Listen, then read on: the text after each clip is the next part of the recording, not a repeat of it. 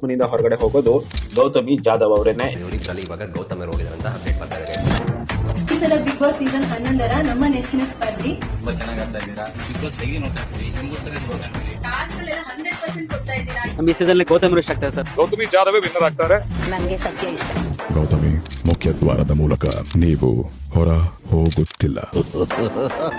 Hi, ನಾನು ಅಭಿಷೇಕ್ ಮಾತಾಡ್ತಿರೋದು. First of all ಎಲ್ಲರಿಗೂ ತುಂಬಾ ಥ್ಯಾಂಕ್ಸ್. ಅಂದ್ರೆ ಗೌತಮಿನ ಹೀಗೆ ಸಪೋರ್ಟ್ ಮಾಡಿ ಇಲ್ಲಿ ತನಕ ಕರ್ಕೊಂಡ್ ಬಂದಿದ್ದಕ್ಕೆ ತುಂಬಾ ತುಂಬಾ ತುಂಬಾ ಥ್ಯಾಂಕ್ಸ್. ಆ ಆಪ್ ಅಲ್ಲಿ ಹೋಗ್ಬಿಟ್ಟು ವೋಟ್ ಮಾಡೋದು ಅಷ್ಟು ಈಸಿ ಕೆಲಸ ಅಲ್ಲ. ಹಂಗ್ ನೋಡಿದ್ರೆ ಆಪ್ ಓಪನ್ ಮಾಡು, ಕೆಳಗೆ ಹೋಗು, 99 ಟೈಮ್ಸ್ ಒತ್ತೋದು, ಅಷ್ಟು ಟೈಮ್ ಕೊಡ್ತೀರಾ ನೀವು ಒಂದು ವೋಟ್ ಮಾಡೋದಕ್ಕೆ.